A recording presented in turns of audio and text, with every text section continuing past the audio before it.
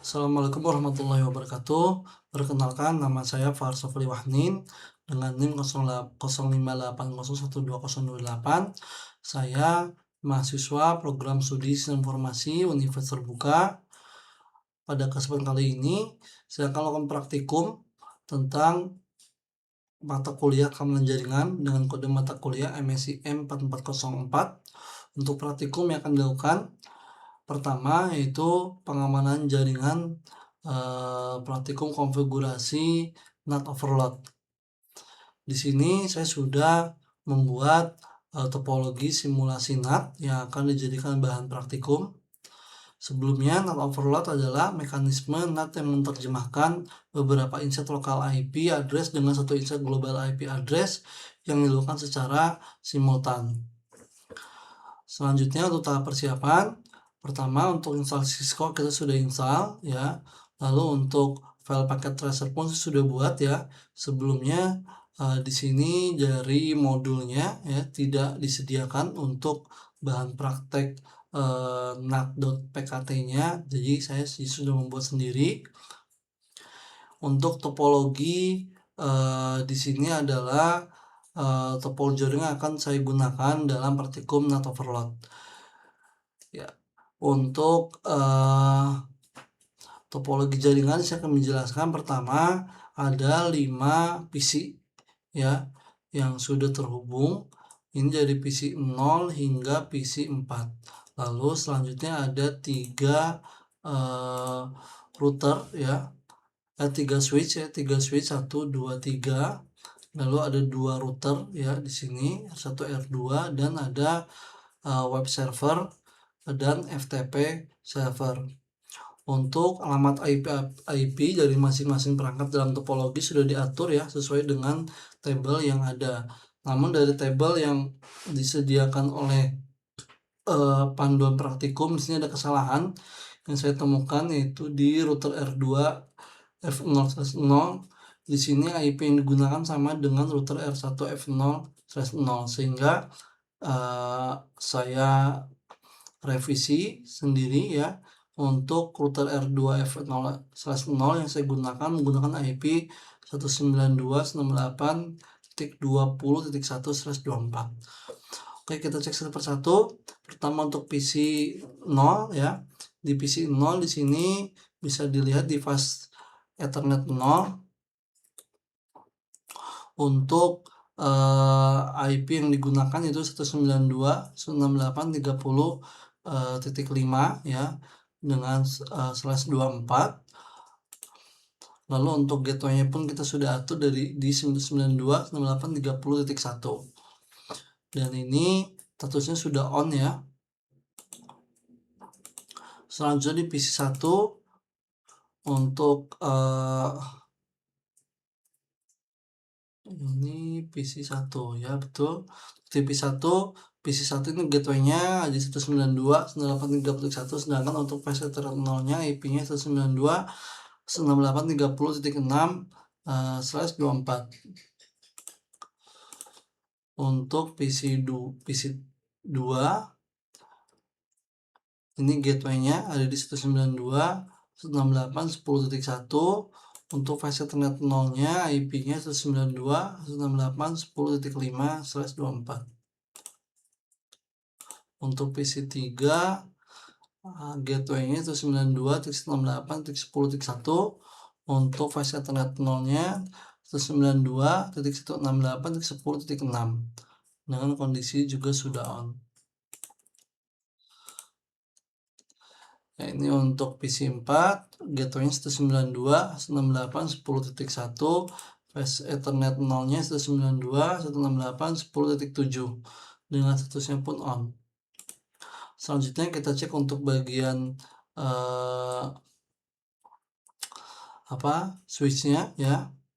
Untuk switch-nya di sini pertama ada switch 1 ya. Lalu ada switch 2,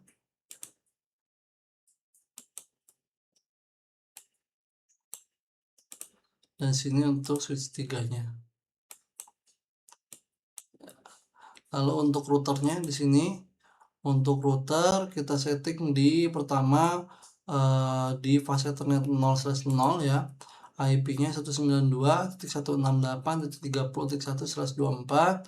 Lalu untuk di port fase Ethernet 0/1 IP-nya 192.168.10.1/24.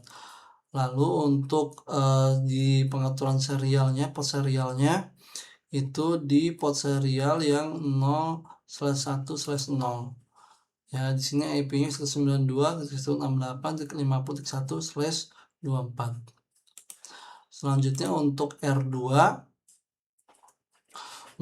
kita setting pertama di fase Ethernet 0/0 ya. IP-nya ini tadi saya bilang, saya koreksi di tabel di sini ada kesalahan karena IP-nya sama dengan router R1 fase Ethernet 0/0. Jadi saya rubah menjadi yang router R2 fase Ethernet 0/0 itu 192.168.20.1/24. Lalu di port serialnya yang 0/1/0 ini IP-nya 192.168.50.2/24 dengan status sudah on. Lalu di sini ada perangkat server ya, server untuk web server. Di sini IP-nya sudah saya atur di fase 0 itu 192.168.20.5 dengan status on. Lalu untuk server PT yang untuk FTP server ini IP address 92.168.20.6/24.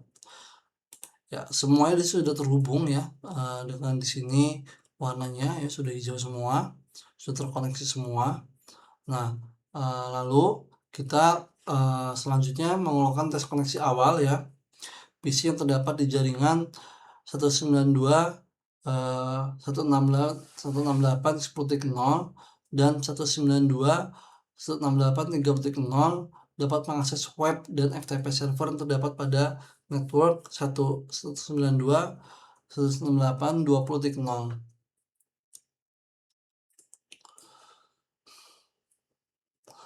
Oke, kita coba di PC 0 ya.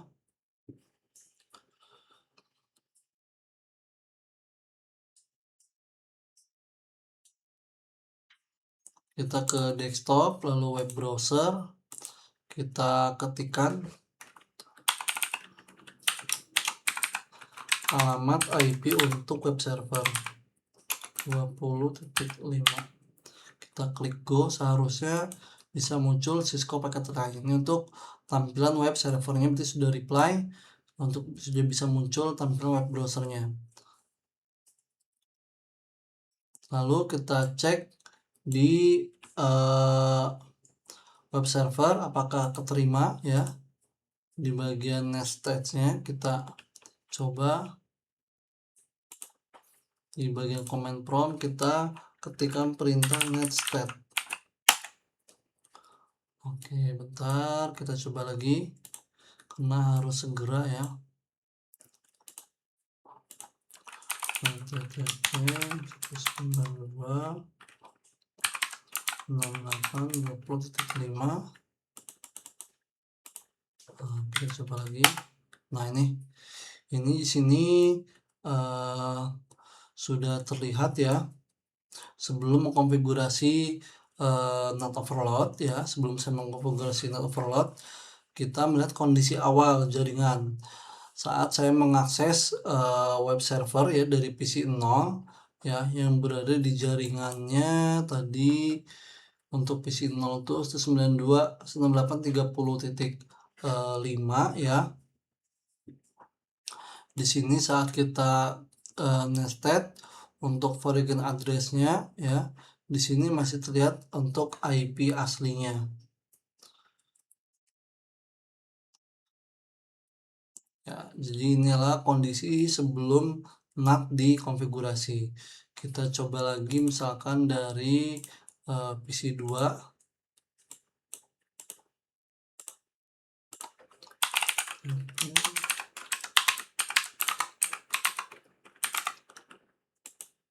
ya. Lalu kita coba nested. Nah, ini juga sama ya. Di sini sebelum kita konfigurasi net overload ya, untuk di web servernya masih terbaca IP-nya adalah IP asli, jadi masih terlihat oleh server. Oke. Untuk tes koneksi awal dan verifikasi nestednya kita sudah selesai ya. Di sini sudah bisa kita buktikan, bisa saya buktikan. Lalu kalau misalkan kita coba akses untuk ke server FTP-nya yang berada di jaringan 20.6, misalnya kita dari PC 4 ya,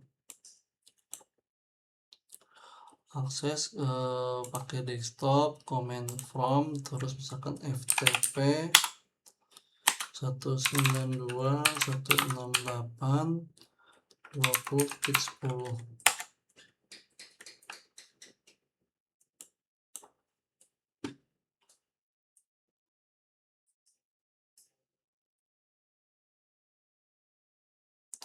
Di sini ada kok 20.10, sorry 20.6. Nah, ini connect ya. Username-nya kita coba cek. FTP-nya sini username-nya apa? FTP Cisco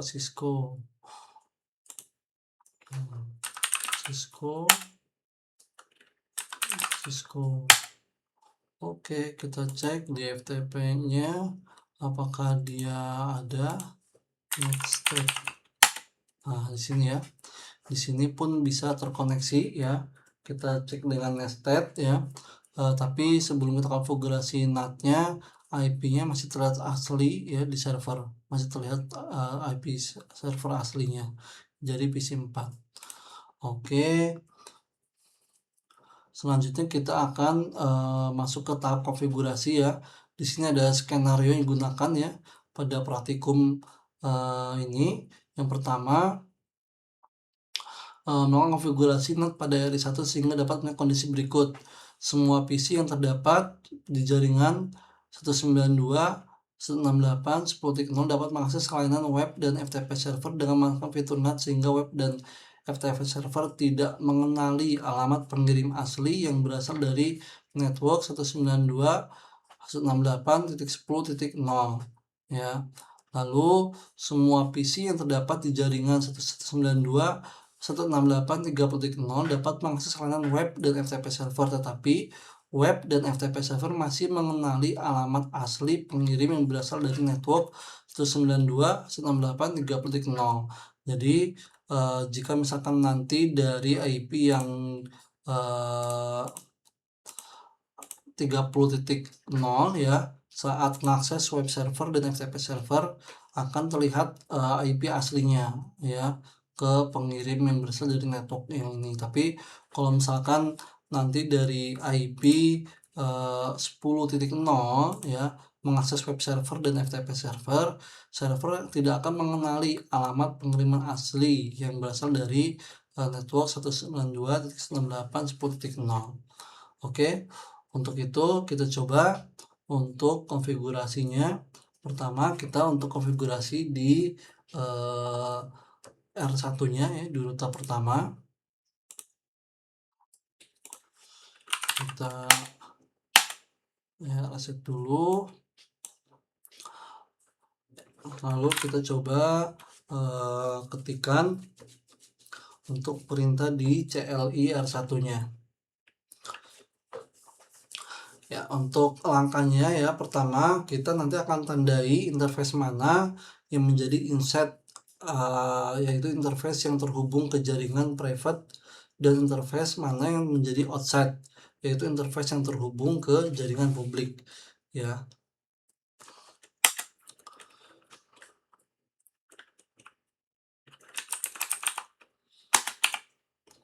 Di sini saya mengikuti komen line dari komen perintah dari panduan praktikum ya. yang sudah saya coba.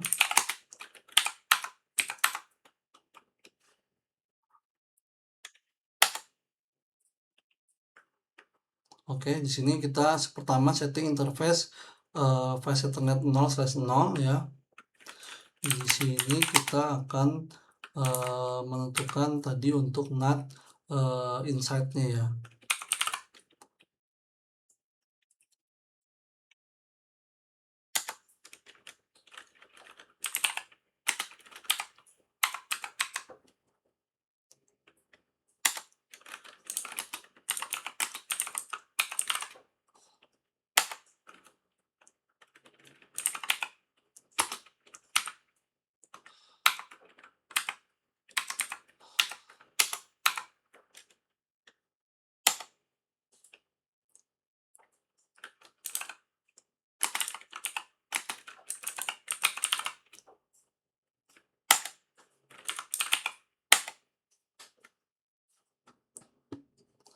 Ya, di sini untuk interface flash internet 0/0 dan flash internet 0/1 ya, kita tandai dia sebagai NAT inside ya, karena terhubung ke jaringan private. Interface serial 0/1/0 ya, kita tandai sebagai outside karena terhubung ke jaringan public. Kemudian kita buat akses list nomor 1 yang mengizinkan jaringan 192.168.0 untuk di NAT ya. Kita coba.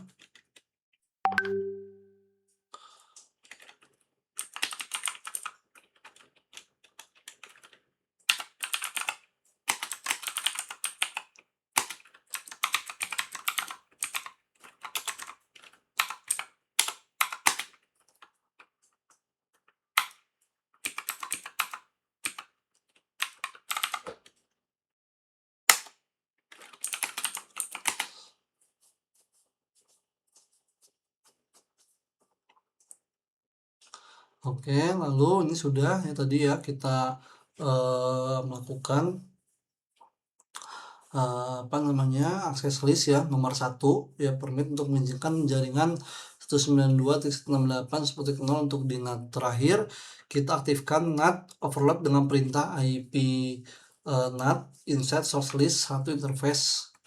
Coba ya, itu NAT inside source list 1 interface serial 0/1/0 overload.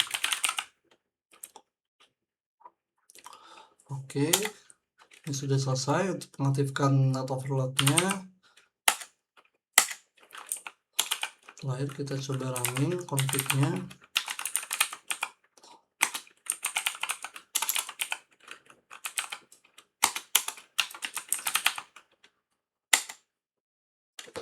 Maaf,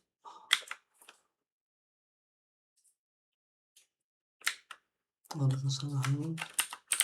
Copy running ya. Oke,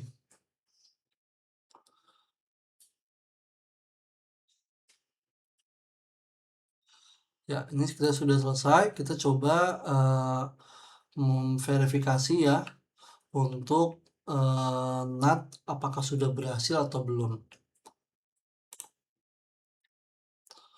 Pertama kita klik di PC2 ya, yaitu tadi di sini PC2 dia IP-nya 10.1 ya. Di 10.1 tadi seharusnya saat mengakses web server dan FTP ya, itu tidak dikenali alamat pengirim aslinya.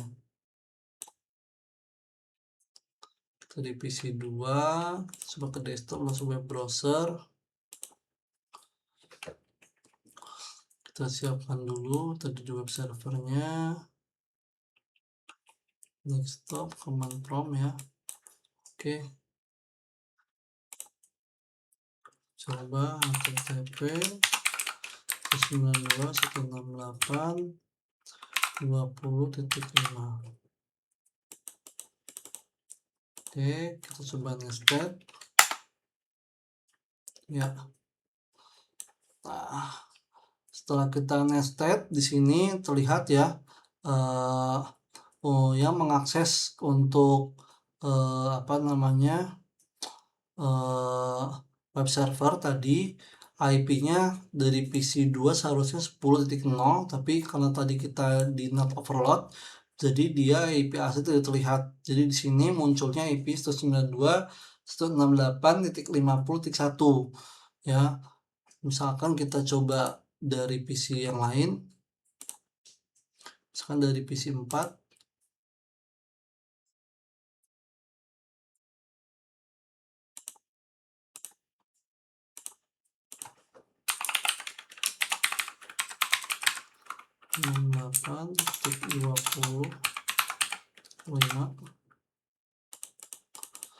Oke, kita coba nested lagi.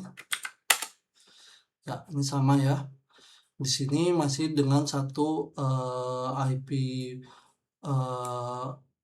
public ya, private ya, yang dia tidak dikenali oleh server web server untuk IP aslinya ya.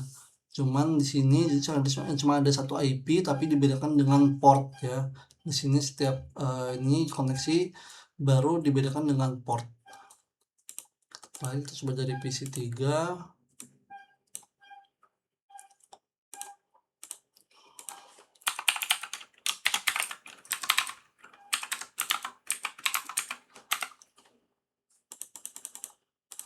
Coba nested lagi. Ya, ini sama juga berhasil ya. Oke. Lalu untuk kita mengetahui ya, apa namanya, verifikasinya menggunakan perintah show IP NAT translation di R1 ya. Show IP NAT translations.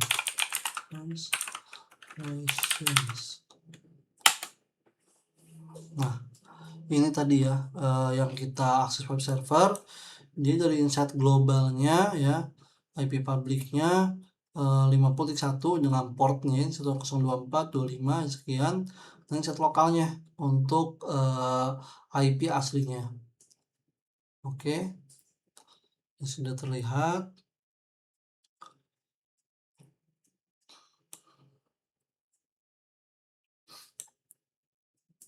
Jadi untuk proses sampai sekarang terlihat ya bahwa proses translasi IP dari 192.168.10.0 ya menjadi 192.168.50.1. Oke, kesimpulan dari praktikum NAT overload yaitu yang telah saya lakukan ada beberapa hal ya. Pertama, NAT overload berhasil dikonfigurasi di router R1 dengan menandai interface inside dan outside serta membuat akses list untuk jaringan yang akan di NAT. Kedua, sebelum NAT dikonfigurasi web server dapat melihat IP asli dari PC yaitu 192.168.10.5. Oke. Selanjutnya coba kita konfigurasi yang dari 3.0 ya. 3.0 seharusnya dia masih mengenali alamat asli pengirim. Kita coba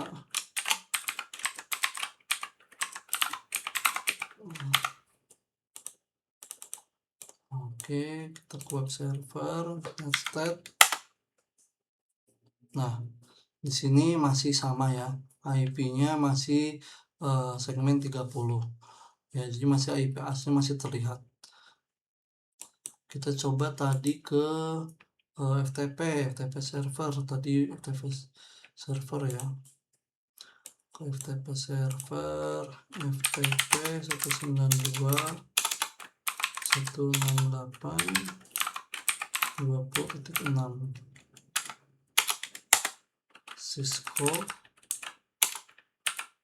Cisco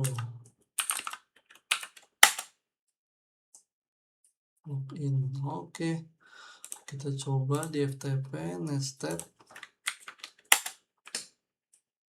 Nah, ini ya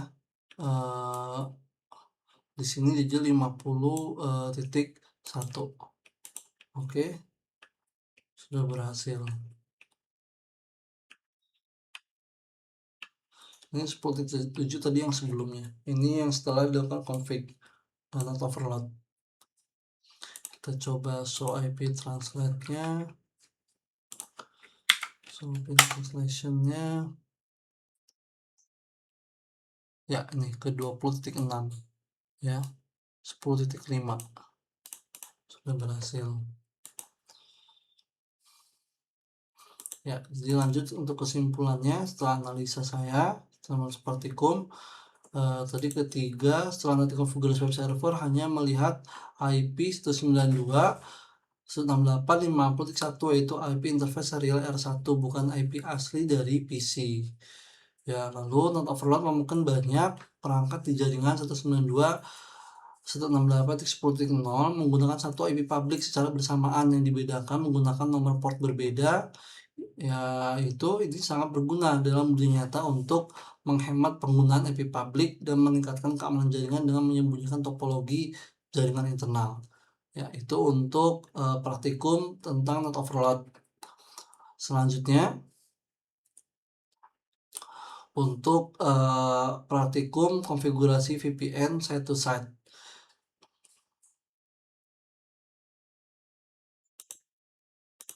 Kita coba close dulu. Kita munculkan. Nah, ini untuk topologi simulasi IP security-nya ya. Pertama, untuk pendahuluan, IP security adalah suatu protokol yang digunakan untuk mengamankan pengiriman data pada jaringan berbasis TCP/IP.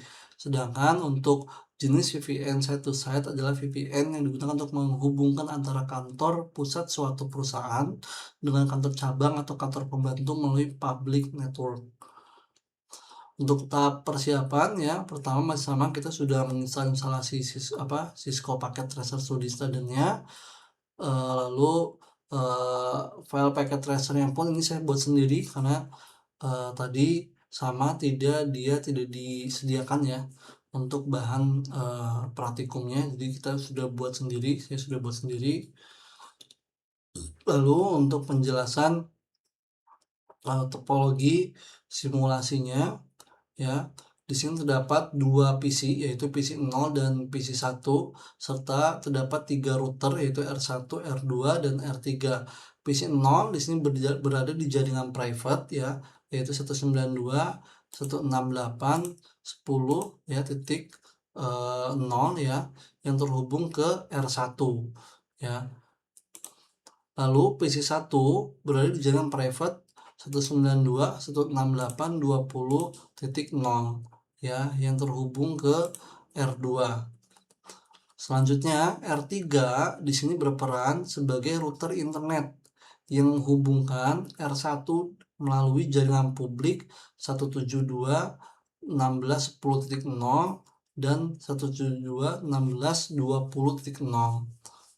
Untuk tujuan praktikum VPN site to site ini adalah membuat tunnel VPN ya antara R1 dan R2 sehingga PC 0 dan PC 1 dapat berkomunikasi secara terenkripsi melalui jaringan publik.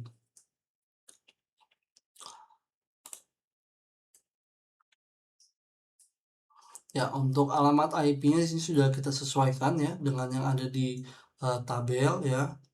Kita coba cek tadi, ini tadi sudah kita cek ya. Jaringannya betul 10.10 untuk di PC 0. Untuk PC 1-nya di 20.10. Untuk R1-nya config-nya pertama ada di interface gigabitnya yang 0/0-nya 10.1/24, lalu di serial 030-nya 10.72.16.10.2 ya. Lalu di R2-nya ini interface gigabit 0/0-nya IP 20.1, lalu untuk di serial 030-nya IP-nya 176.16.20.2. Selanjutnya untuk R3-nya R3 di sini pertama untuk serial 030-nya itu 172.16.10.1. Lalu untuk serial 031-nya 172.16.20.1. Oke, untuk IP-nya sudah sesuai ya. Jadi selanjutnya untuk pada tahun tersebut diasumsikan network 172.16.10.0.124 dan 172.16.20.0.124 sebagai jalur publik, dan dua jaringan lainnya yaitu 192.168.10.0.124 dan 192.120.0.124 sebagai jalur private ya, untuk PC maksudnya ya. Nah, di sini kita akan melakukan tes koneksi awal ya, untuk memastikan PC 0 terhubung dengan PC 1 menggunakan perintah ping.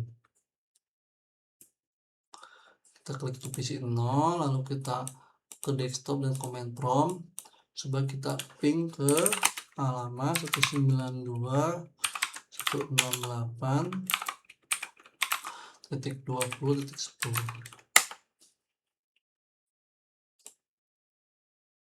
Betul ya, 20.10. Ya, di sini sempat RTO tapi reply ya. Coba kita ulang lagi. Ya, reply ya. Tadi ada jeda. Oke, berarti untuk tes koneksi awal sudah berhasil. PC 0 terhubung dengan PC 1. Kita masuk ke tahap pelaksanaan percobaan, yaitu pertama mengaktifkan security license ya, untuk mengaktifkan fitur-fitur keamanan pada perangkat router R1 dan R2. Pertama kita klik R1 ya, lalu kita ke menu tab CLI. Kita sudahi dulu ini, kita mulai dari awal.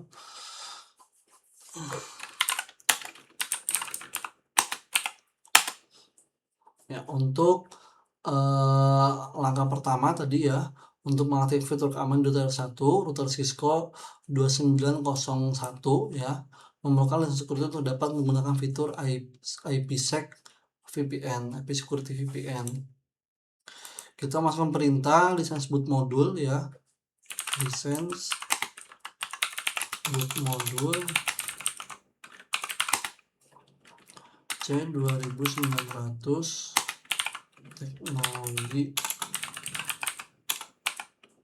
package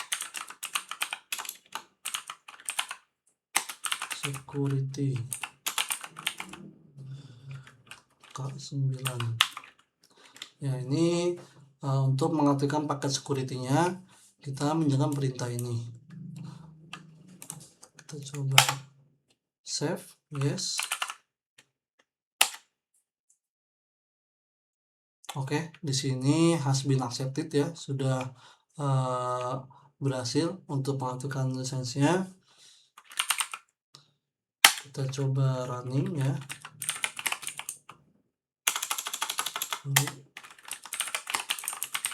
Copy running config startup config, lalu reload. Kita tunggu untuk proses reloadnya.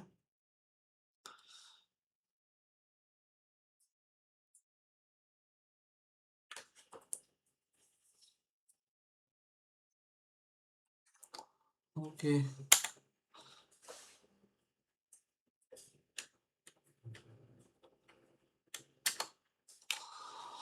Oke, setelah reload ya, kita verifikasi untuk melihat apakah security sudah aktif dengan cara mengetik perintah show version.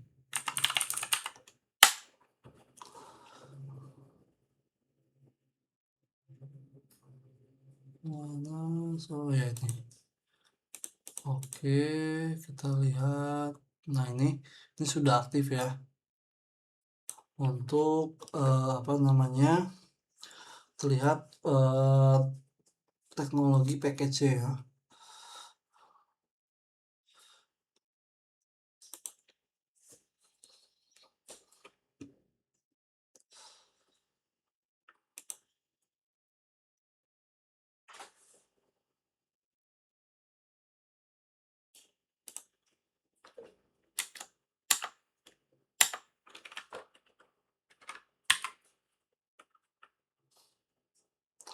Oke, selanjutnya setelah R1 kita aktifkan, ya, kita aktifkan lisensi di R2 selanjutnya.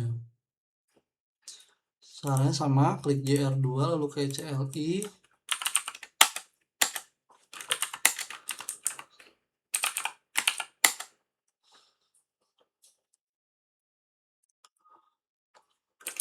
Kita mau perintah untuk mengaktifkannya sama lisensi boot modul C2900 teknologi package security 9. Yes. Oke, has been accepted.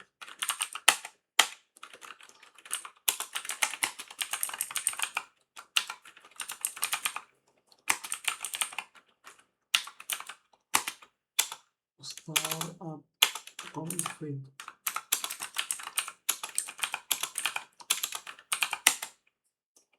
Yes. Kita reload. Kita tunggu.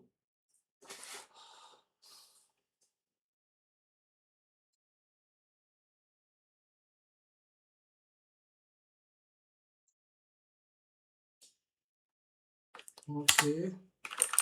Resolve version.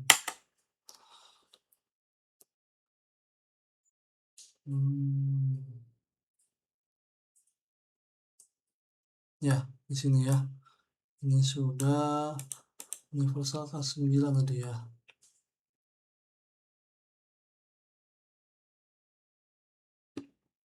Oke. Sudah selesai.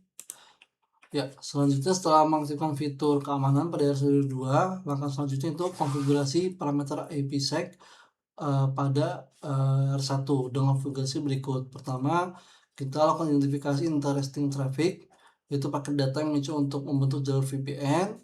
Ya, kita coba.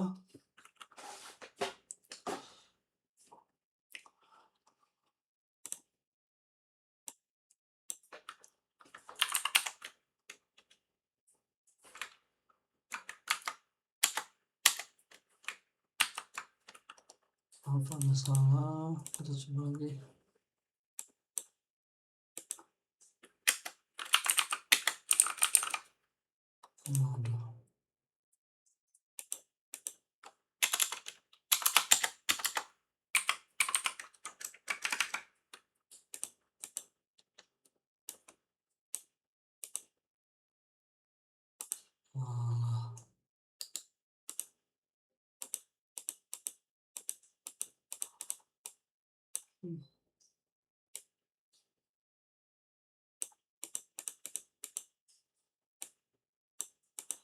Saya ada salah ketik, harusnya N tapi ada tanda kutipnya.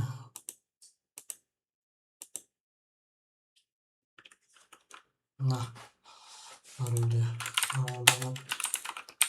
Konflik T.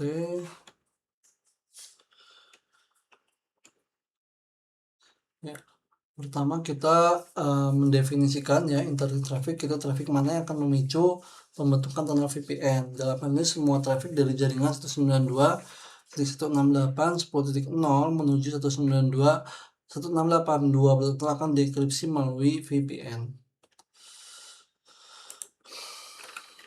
Coba kita perintah akses list 10 permit IP 192.168.10.0.0.255 subnetnya 192.168.20.0 0.255.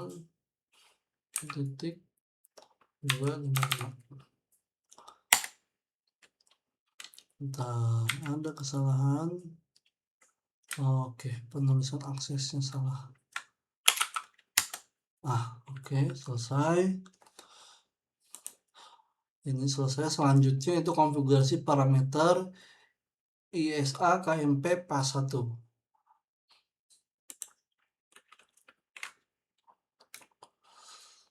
Ini crypto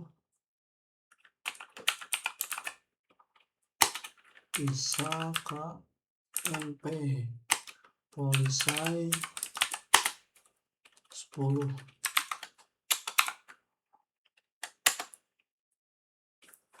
Nah, ada salah lagi, crypto nggak pakai H.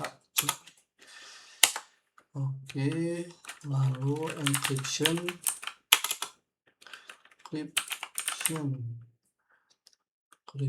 AES.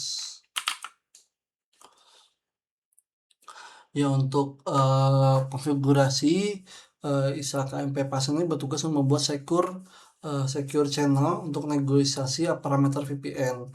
Kita gunakan ya enkripsi AES ya. Lalu nanti ada autentikasi pre-share key dan Diffie Hellman grup 2. Pre-share key yang digunakan adalah Cisco dengan peer address 172.168.20.2 itu IP serial R2. Kita lanjutkan dulu. Authentication-nya. Authentication pre-share grup 2 ya, selesai. Exit. Kita jalankan crypto ISA KMP ke Cisco address 172.168.20.2. Oke ya, untuk selanjutnya bagian 3 konfigurasi parameter ISA KMP PAS 2.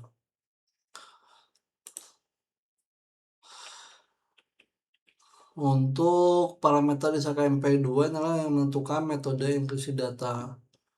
Kita coba dulu, kita gunakan transfer step dengan enkripsi 3DS ya, dan autentikasi SHA HMAC. Crypto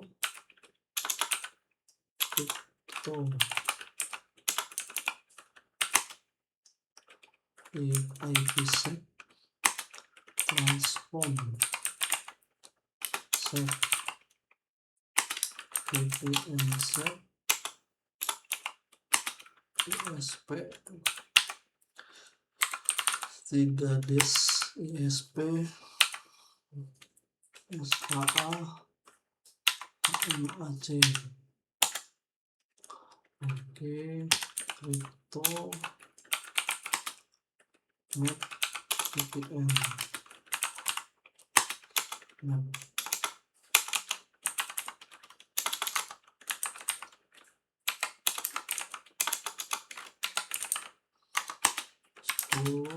IPsec ISA KMP.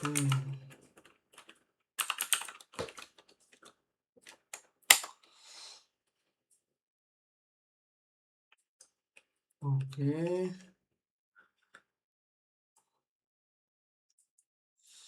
kita lanjut description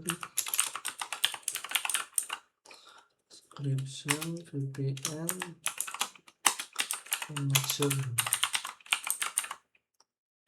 to R2. Ya, di sini sudah selesai. Kita buat crypto map bernama tadi VPN map ya, yang menghubungkan semua parameter VPN yang sudah kita buat.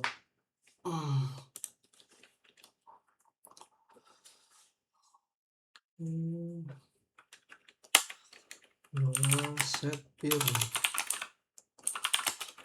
buat jam 17.6.20.2. Kita dulu ini satu doang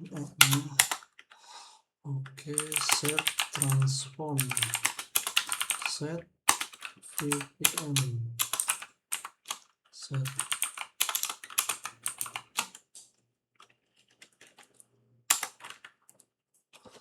error set transform set VPN does not exist. Set transform set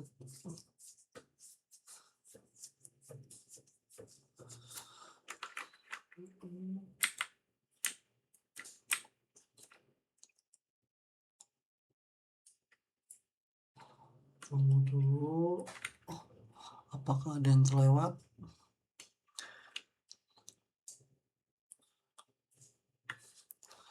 Di sini crypto map udah terbuat, lalu description VPN connection to R2, lalu Sapphire 72.16.2, lalu set transform set VPN set.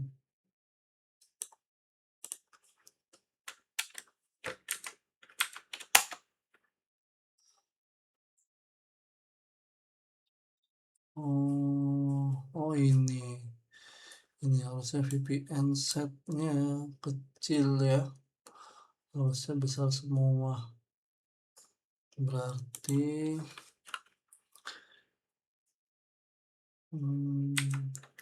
VPN setnya kecil. Nah tuh, ini dia kayak sensitif ya. Kita lanjut next address 10.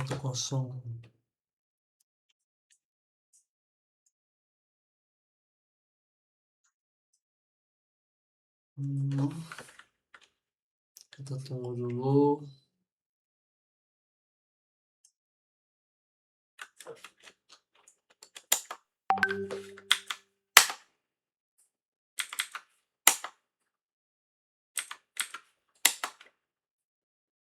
Oke, sudah exit.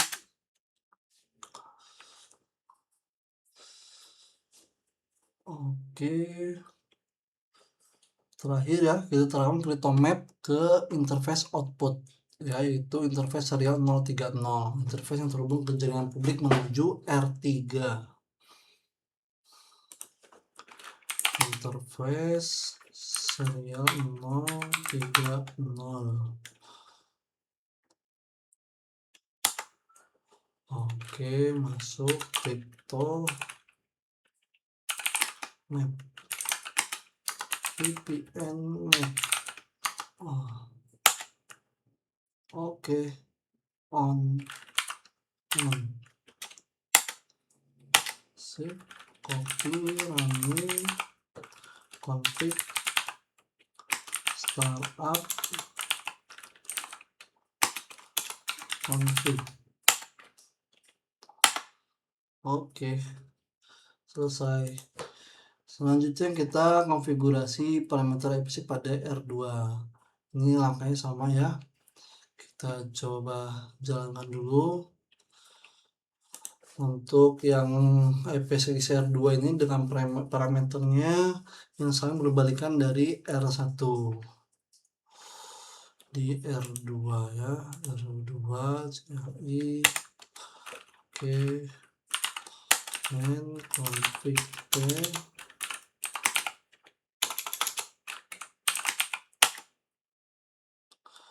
Oke, access list 10 per menit, IP 192.168.0.0.10.0.0.055. Oke, masuk itu.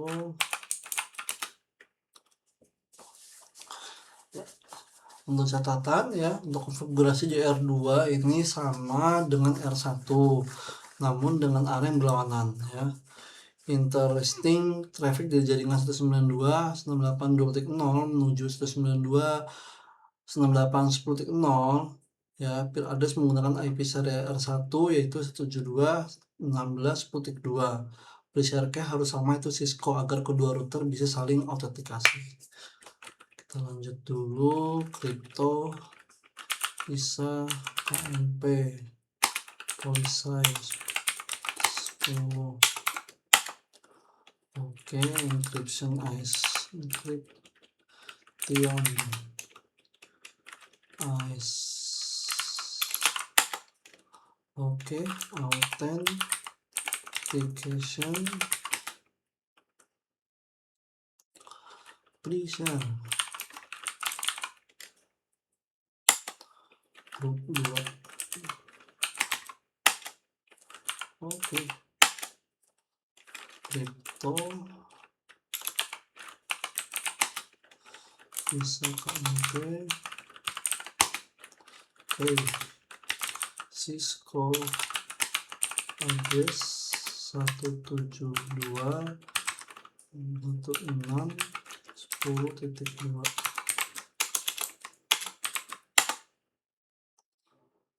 Oke, crypto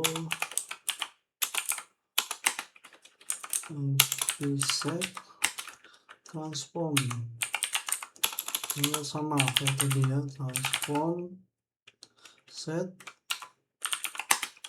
VPN set kecil tadi ya, kita samain ISP 3 dash ISP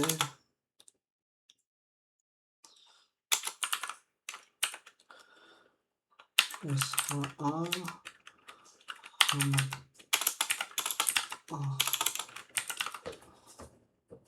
crypto website transform set VPN set ESP 3 dash ESP SHA. Oke, sih. Lalu crypto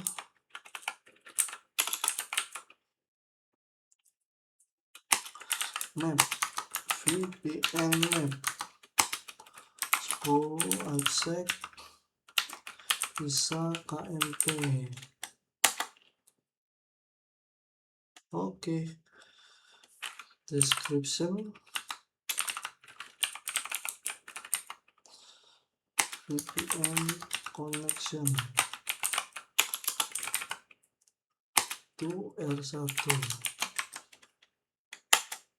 Oke, set peer 172.16.10.2.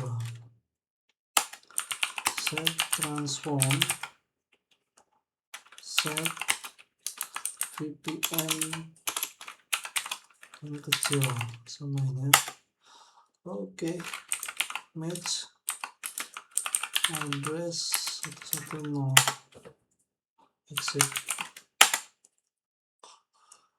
Ini selanjutnya kita paste serial 0/3/0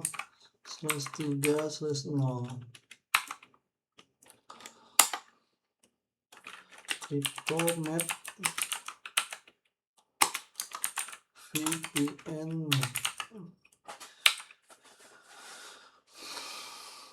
Ini untuk konfigurasi crypto mapnya ya, pada interface output sama kayak tadi proses di R1 VPN map. Oke, is on and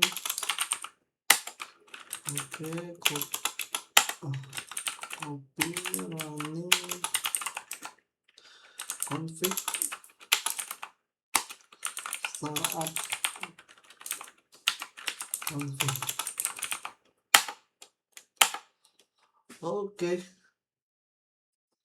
sekarang tinggal verifikasi VPN berhasil atau tidak dengan cara kirimkan paket dari PC 0 ke PC 1 menggunakan ping ya. Verifikasi paket terkirim secara terenkripsi menggunakan perintah berikut. Oke, tunggu sebentar, kita coba dari PC 0 lalu ke desktop ke cover prompt. Kita coba ping 192.168.20.10 itu tadi di sini IP-nya yang PC 1. Oke, kita coba pick. Apakah berhasil?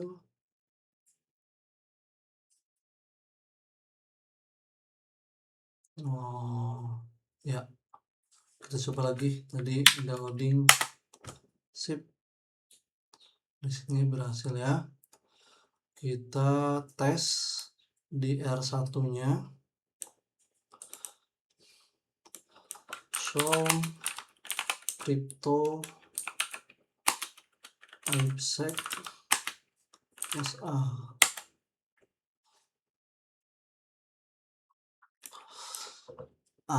Ini dia. Dari 10.0 ya ke 20.0. Ya, di sini sudah terenkripsi ya.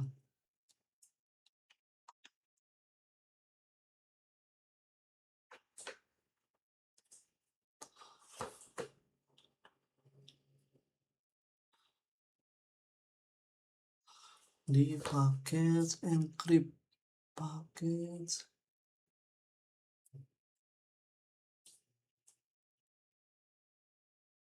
Kita coba lagi ya. Kita coba lagi. Oke, reply. Terus kita di R1.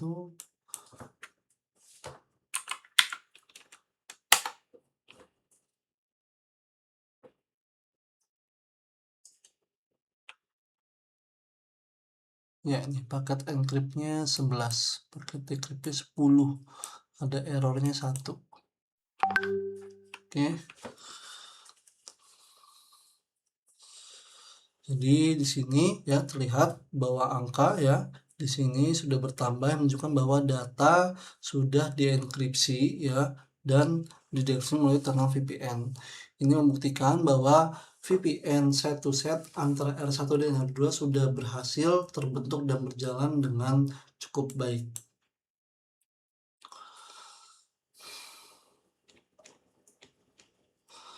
Oke, selanjutnya untuk tahap analisis bisa kita analisa ya, bisa saya analisa dari praktikum VPN set to set ini yang sudah kita lakukan. Dapat disimpulkan beberapa hal. Pertama, VPN set to set berhasil dikonfigurasi menggunakan protokol IPsec antara router R1 dan router R2. Proses konfigurasi meliputi pengaktifan security license, penentuan interesting traffic, konfigurasi ISA KMP fase 1 untuk negosiasi parameter keamanan, konfigurasi ISA KMP fase 2 untuk enkripsi data, dan penerapan cryptomap di interface publik. Ketiga, hasil verifikasi menggunakan perintah show crypto IPsec SA menunjukkan bahwa data yang dikirim antara PC 0 dan PC 1 sudah terenkripsi melalui tunnel VPN. Ya, VPN set to set sangat berguna dalam dunia nyata untuk menghubungkan dua kantor yang berbeda lokasi secara aman melalui jaringan internet tanpa khawatir data disadap oleh pihak yang tidak bertanggung jawab. Demikianlah praktikum keamanan jaringan dengan kode mata kuliah MICM 4404 yang telah saya lakukan, yaitu konfigurasi non-overload ya dan konfigurasi VPN set to set.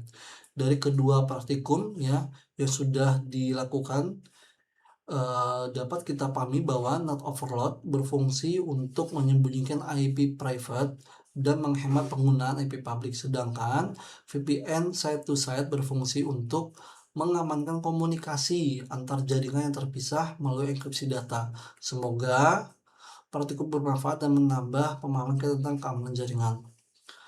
Ya, begitu mungkin yang bisa saya jelaskan untuk praktikum di keamanan jaringan pada tugas 2 ini. Mohon maaf jika banyak kekurangan, masih banyak kesalahan ya, karena semuanya masih proses belajar dan semoga dari dosen dan tutor bisa memakluminya dan memberikan nilai yang sesuai. Terima kasih. Assalamualaikum warahmatullahi wabarakatuh.